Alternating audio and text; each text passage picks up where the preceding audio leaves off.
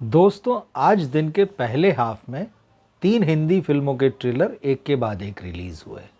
एक चतुर नार, इंस्पेक्टर झेंडे और उफ़ ये स्यापा।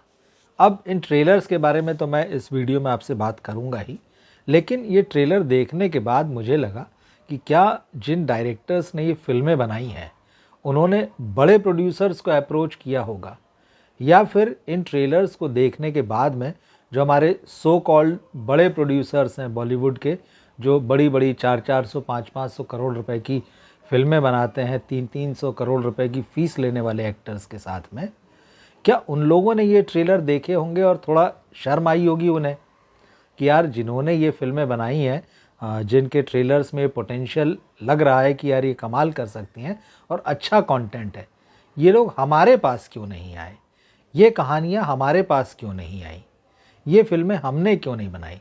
तो क्या ये ट्रेलर उन्होंने देखे होंगे, और अगर देखे होंगे तो क्या उनको कुछ शर्मिंदगी महसूस हुई होगी। मैंने इसके बारे में भी सोचा, लेकिन मुझे लगता है कि उन लोगों के पास या तो इतना समय नहीं है या इतनी समझ नहीं है, उनको इन बातों से कोई मतलब ही नहीं है कि अच्छा सिनेमा भी बनाना चाहिए, वो क्योंकि प्रोजेक्ट बनाते हैं।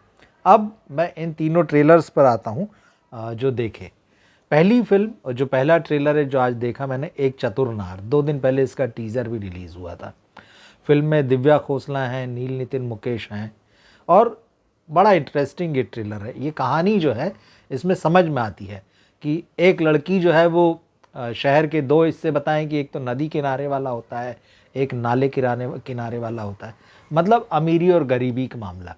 लेकिन ये जो लड़की गरीबी में रह रही है, इसके पास कहीं से एक मोबाइल हाथ लग जाता है जो एक अमीर आदमी का है, और उस अमीर आदमी के पॉलिटिकल और क्राइम की दुनिया में बड़े बड़े कनेक्शंस हैं।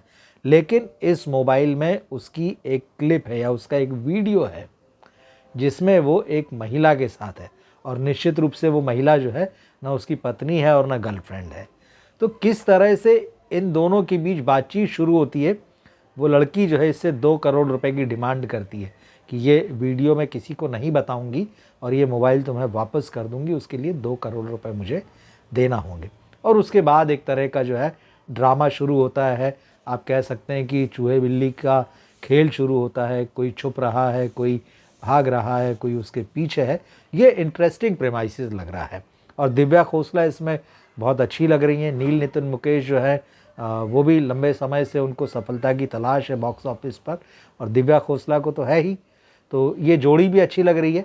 फिल्म का ट्रेलर इंटरेस्टिंग लग रहा है, जैसे मैंने कहा कैट एंड माउस वाली रेस है, तो एक किस्म का थ्रिलर है जिसमें कॉमेडी है और जिसमें आज की सोसाइटी जो है उसकी बात की है। फिल्म का ट्रेलर देखकर तो ये नज़र आ रहा है। फिल्म का डायरेक्शन उमेश शुक्ला ने किया है। हम उमेश शुक्ला पर भरोसा कर सकते हैं क्योंकि उन्होंने ओ माई गॉड और 102 नॉट आउट जैसी फिल्में बनाई, और ख़ास तौर पर ओ माई गॉड तो मुझे काफ़ी पसंद है और निश्चित रूप से आपने भी देखी होगी। तो ये एक फिल्म है जिसमें कहानी नज़र आ रही, कंटेंट नज़र आ रहा है। अब उमेश शुक्ला, उनके साथ एक और पार्टनर है, वो खुद इस फिल्म के जो है प्रोड्यूसर हैं। अब ये अलग बात है कि दिव्या खोसला जो है वो टी सीरीज़ के सर्वे सर्वा भूषण कुमार की पत्नी हैं, और वो इस फिल्म को प्रेजेंट कर रहे हैं भूषण कुमार। तो ये एक ट्रेलर मैंने देखा और मुझे इंटरेस्टिंग लगा। इसके बाद मैंने दूसरा ट्रेलर देखा उफ़ ये स्यापा का। ये जी अशोक फिल्म के डायरेक्टर हैं, और इस फिल्म में आपको सोहम शाह नज़र आएंगे, उनके साथ में नुसरत भरूचा है, नोरा फतेही हैं। अब कहानी जो है ट्रायंगल है। सोहम और नुसरत जो हैं वो हस्बैंड वाइफ हैं, और वाइफ को यहाँ पर लगता है कि उसका जो हस्बैंड है पड़ोस में रहने वाली नोरा को ताड़ता है, और नोरा जो है वो हॉट है। फिल्म भी यही दिखा रही है, लेकिन बात यहीं ख़त्म नहीं होती है। फिल्म धीरे से एक डार्क कॉमेडी में होते हुए एक थ्रिलर में तब्दील हो जाती है, क्योंकि पत्नी तो छोड़कर चली जाती पति की हरकतें देखने के बाद में, और पति को जब लगता है कि मैं उसको समझाऊं और सारा मामला सेटल करूं, तो अचानक उसके पास एक पार्सल पहुंचता है, और वो पार्सल ड्रग से भरा हुआ है, और उसके बाद पुलिस इस केस में इन्वॉल्व हो जाती है, और इस व्यक्ति के घर में एक के बाद एक 2 लाश मिलती है। मगर फिल्म के डार्क कॉमेडी या थ्रिलर होने की बस बात नहीं यहाँ पर। इस फिल्म की सबसे बड़ी ख़ास बात है कि इसमें डायलॉग्स ही नहीं है। फिल्म का कोई भी एक्टर जो है कोई बात नहीं कर रहा है, सारी बातें सिर्फ इशारों में हो रही है, या घटनाक्रम जो है बस वो आप देख रहे हैं आपके सामने, जिसमें कोई बातचीत नहीं है। ये एक्सपेरिमेंट है, कॉमेडी है, डार्क थ्रिलर है। अब सवाल ये उठता है कि इस तरह के एक्सपेरिमेंट क्यों नहीं होने चाहिए, दर्शकों को एंटरटेनमेंट का एक अलग फॉर्म क्यों नहीं मिलना चाहिए, बड़े प्रोड्यूसर्स क्या इस तरह का जोखिम लेंगे। सोहम शाह जो तुम्बाड़ से बहुत फेमस हुए, पिछली उनकी फिल्म आई थी क्रेज़ी, हालांकि क्रेज़ी को उन्होंने काफ़ी प्रचार किया, उसके बावजूद भी जैसे चाहिए वो फिल्म उस तरह से नहीं चली। लेकिन इस फिल्म की जहाँ तक बात है, इसका ट्रेलर जो है काफ़ी प्रॉमिसिंग लग रहा है। लव रंजन ने इस फिल्म को प्रोड्यूस किया है और लव रंजन आज की डेट में ठीक ठाक प्रोड्यूसर हैं, बहुत छोटे भी नहीं हैं, बहुत बड़े भी नहीं हैं, लेकिन कोई बड़ा प्रोड्यूसर, बड़ा बैनर जो है वो इस फिल्म के साथ नहीं जुड़ा है। ये फिल्म थिएटर में रिलीज़ होगी 5 सितंबर को। 5 सितंबर को बॉक्स ऑफिस पर 2 सो कॉल्ड बड़ी फिल्में आ रही हैं। एक तो आ रही है बागी 4, दूसरी आ रही है द बंगाल फाइल्स। लेकिन ये फिल्म भी जो है लव रंजन की प्रोड्यूसर हैं उसमें, तो उफ ये स्यापा अलग तरह का सिनेमा होगा। जो लोग अलग तरह का सिनेमा देखना चाहते हैं उनके लिए भी कंटेंट है। लेकिन सवाल वही है कि क्या इस तरह का सिनेमा बनाने की जिम्मेदारी जो है, या ऐसा सिनेमा बनाकर बॉलीवुड को या एंटरटेनमेंट को बचाने की जिम्मेदारी छोटे और मझोले प्रोड्यूसर, डायरेक्टर्स की है, एक्टर्स की है। बड़े लोग जो खूब पैसा कमा रहे हैं और सिनेमा से जिन्होंने अपना एक साम्राज्य फैला लिया है, क्या उनकी कोई जिम्मेदारी नहीं बनती है। तीसरा ट्रेलर जो देखा मैंने वो इंस्पेक्टर झेंडे, नेटफ्लिक्स पर यह फिल्म रिलीज़ होगी। ये फिल्म भी 5 सितंबर को आएगी और इसका ट्रेलर बहुत इंटरेस्टिंग है। ये एक तरह का स्पूफ है। चार्ल्स सोबराज का नाम आपने सुना होगा और तमाम लोग जानते हैं, इंटरनेशनल क्रिमिनल था और जिसको मुंबई पुलिस ने पकड़ा था, जेल में डाला था, फिर वो सारी कहानी अलग है। लेकिन चार्ल्स सोबराज के नाम का एक कैरिकेचर यहाँ पर बनाया गया है, कार्ल भोजराज। कार्ल भोजराज जो है वो जेल से भाग जाता है और इंस्पेक्टर झेंडे, जिसने किसी ज़माने में कार्ल भोजराज को पकड़ा था, मुंबई पुलिस उसको फिर से बुलाती है। हालांकि उसकी पत्नी कहती भाई मत जाओ, कह दो अब बहुत समय हो गया, मेरी उम्र हो गई है। लेकिन वो कहता नहीं, मैं जाऊंगा और इस कार्ल भोजराज को पकड़ूंगा वापस। इंटरनेशनल मामला हो चुका है। और यहाँ पे इस फिल्म में जो लिखा गया है, इस फिल्म का इंट्रोडक्शन, 12 मुल्कों की पुलिस से भी तेज है इंस्पेक्टर झेंडे। ये फिल्म कॉमेडी है, स्पूफ है, काफ़ी इंटरेस्टिंग लग रहा है। इंस्पेक्टर झेंडे कहता है कि भाई मुंबई में पुलिस को लोग जो है पांडु कहते हैं, लेकिन अगर ये पांडु अपनी वाली पे आ जाए तो मतलब दुनिया के किसी भी क्रिमिनल को है पकड़ सकता है, इस तरह का कोई डायलॉग है। मनोज वाजपेयी इस फिल्म में है और ट्रेलर बता रहा है कि उन्होंने इस फिल्म में कमाल का काम किया होगा और वो हमेशा ही बहुत बढ़िया करते हैं, कोई इसमें दो राय नहीं। जिम सरब जो है यहाँ पर कार्ल भोजराज के रोल में है। फिल्म का ट्रेलर बहुत इंटरेस्टिंग और बड़ी पंच लाइन है। इसमें यहाँ पुलिस वाले अपना अपना इंट्रोडक्शन दे रहे होते हैं और उनसे कहा जाता है कि भाई आप लोग अपना असली नाम नहीं बताएंगे। तो 2-3 पुलिस वालों के बाद में एक सामने आता है और कहता है मैं ऋषि कपूर। एकदम आपको स्ट्राइक करता है वो।